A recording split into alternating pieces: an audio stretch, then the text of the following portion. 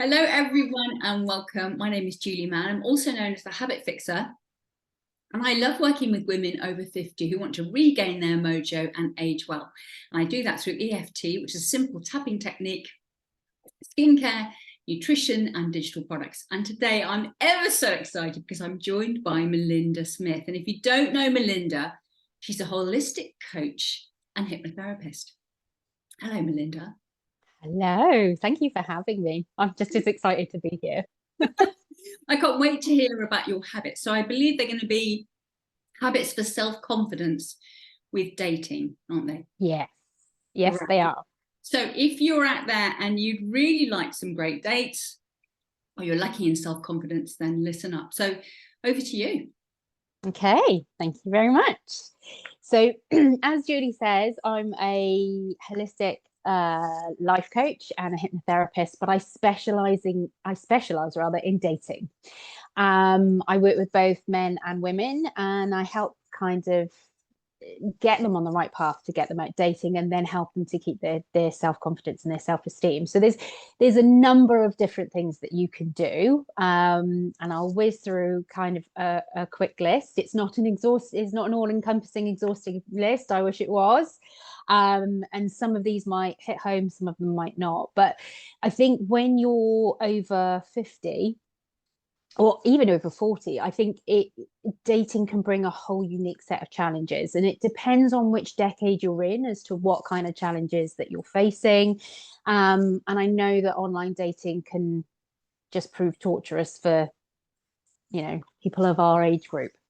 So I think one of the first habits that will help you stay sane, I think, is to challenge your patterns, because I've had conversations with so many people where it's just I just keep going for the wrong person, or I just keep going for this person, and they end up with the same person over and over again, but just in different packaging.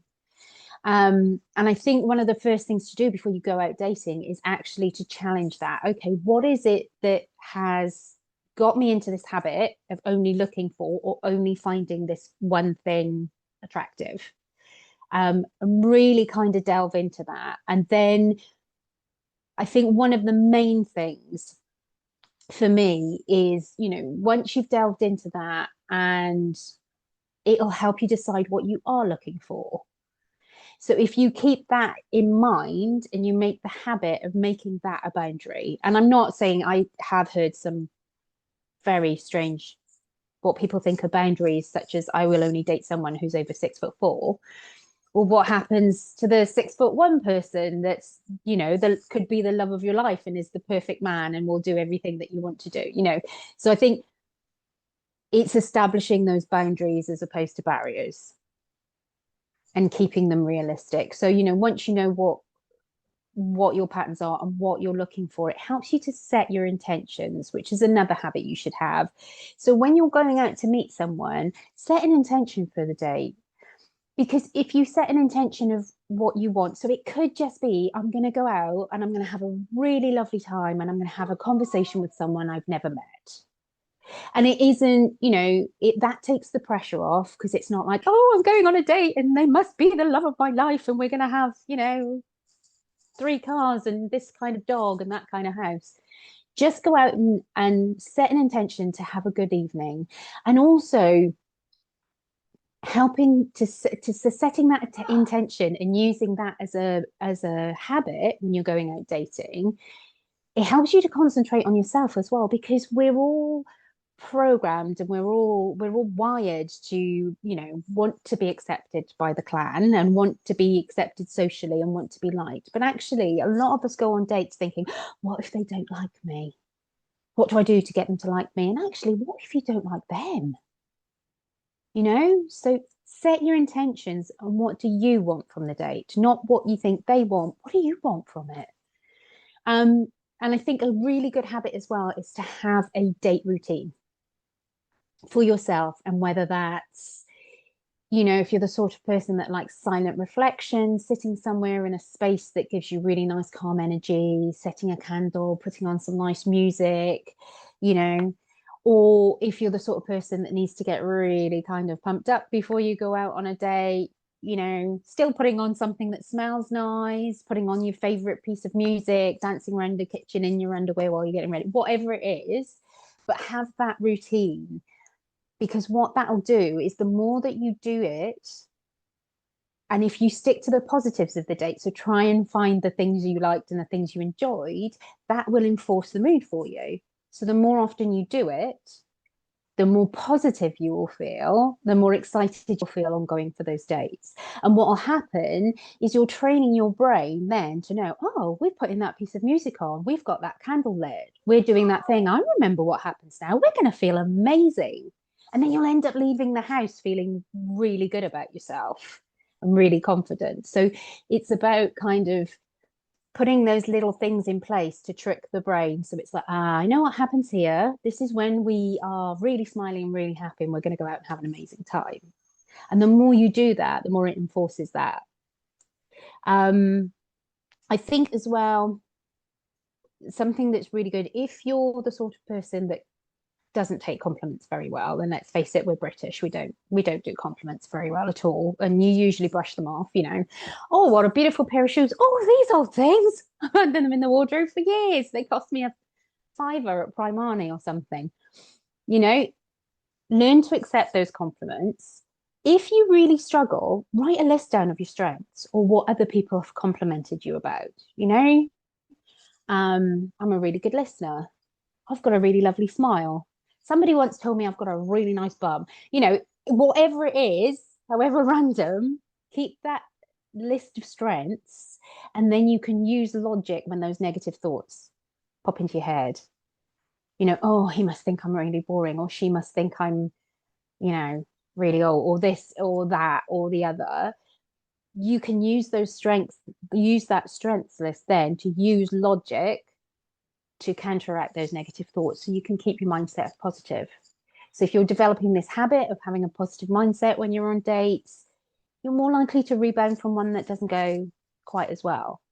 And again, you can use the logic. So when you've got the date hangover the next day, like, oh no, why did I say that? Oh no, what happened there? Or, oh, they're probably thinking this, or they're probably thinking that. Well, actually, the last date I went on, they said this. And if you're keeping that ongoing list, that's going to be a really good habit of keeping you positive throughout them. Because, you know, chances are you may have a date that goes really badly, but it's a bad date, not a whole bad dating journey. And it's about keeping that positive and keeping that positivity mindset, because that person that's right for you is out there. You know, it's always one of my favorite sayings is you need to swap flies before you reach the honey. So I love that. Not heard that one before. There are quite a few flies out there. That's completely brilliant. I love, really, it's all about it's really about us building you know, our self-esteem, isn't it, and our self-worth. And actually the more we do that, the more we're able to be with someone else, you know, whether they're right for us or wrong for us. I think as well, it's very easy on these dates, particularly if someone's using, you know, internet dating, which, you know, is just so difficult. And that's why you're doing what you're doing with Select Connections, isn't it? Yeah.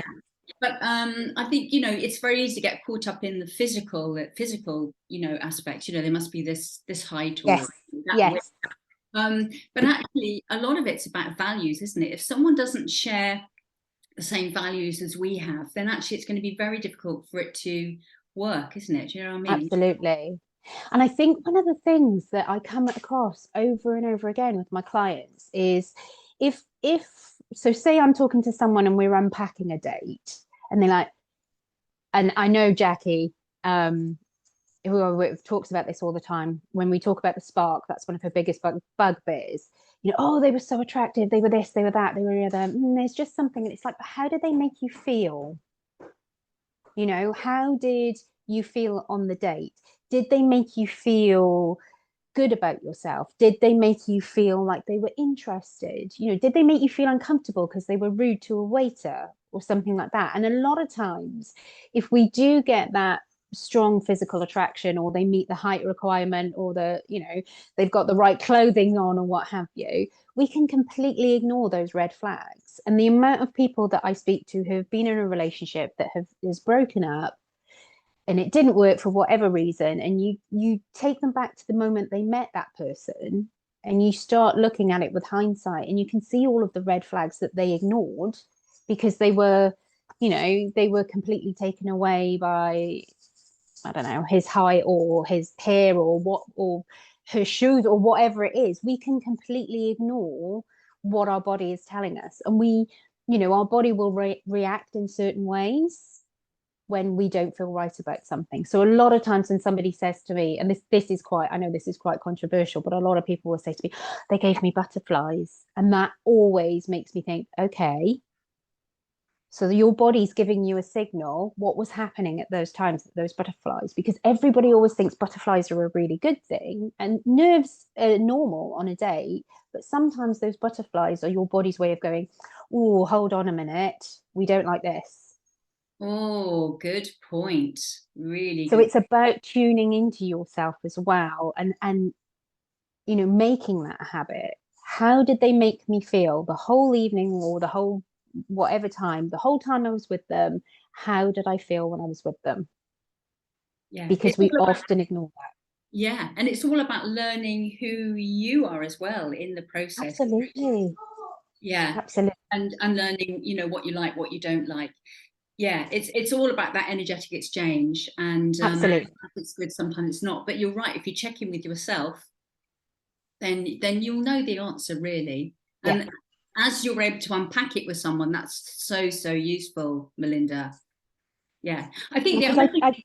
Go on. I was just going to say, I don't think it's something we do often enough. You come away from a date and you can sometimes think of all the negatives and that sort of thing, or you might just be focusing on the positives and not the fact that actually when you left wherever you were with them, you had a sense of relief, or you felt nervous when you saw their number come up your phone and you're like, oh. But people ignore those. Yeah, yeah, That's just how it, that's just the habits that some people get into. And I think if one of the main habits that I could give to someone for dating, it is about, it's not about being selfish, but it is about doing what's right for you. So what do you want out of that relationship? What do you want out of that date? How do you want to feel? Where do you want to, what do you want that person to give you? And I yeah, think it's so easy for us to forget that. yeah. And knowing what you can bring to a relationship is Absolutely. isn't it? Yeah. And just one Yeah. final thing I want to say really is that it's very easy to write off all the past relationships we've had, good, bad, or indifferent. But actually, when we do that, I think we kind of negate our life and the person we've become in the Absolutely. process. Yeah. So I think it's really useful, personally. I think it's really useful to look at, well, what did I need to learn, and why did I attract that person at that point? Yes. What did I need, and And who have what I strengths become have as they I given me? exactly. Yeah, brilliant. Oh, I could talk to you for hours, Melinda, but obviously I'm going to. So for those of you that are really interested in what Melinda's been saying and want to find out more, check out her links there below this video. My links will be there as well. They're pointy. And if you enjoyed this recording, please subscribe, and send Melinda a message, get in touch. So thank you Absolutely. so much, Melinda, for Thank talking. you for having me. And thank you everyone else for watching.